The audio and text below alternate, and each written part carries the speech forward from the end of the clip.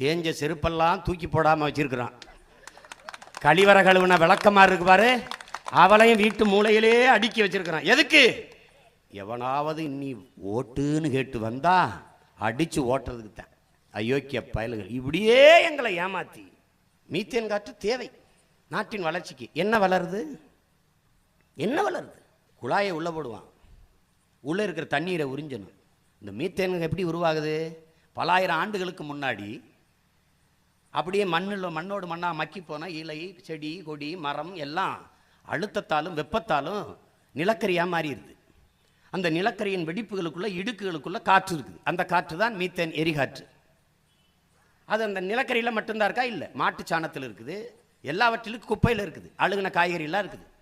அதனால தான் நிலத்தில் நம்ம குப்பையை கொட்டி ரொம்ப திடீர்னு தீப்பிடிச்சி எரியுது. நம்ம கொல்லிவாய் பேய்ங்கிறோம், கொல்லிவாய் பிசாசுங்கிறது கொல்லி வலின்னு அறிவியல் பெயர் சொல்கிறாங்க. அப்போ அந்த மீத்தேன் காற்று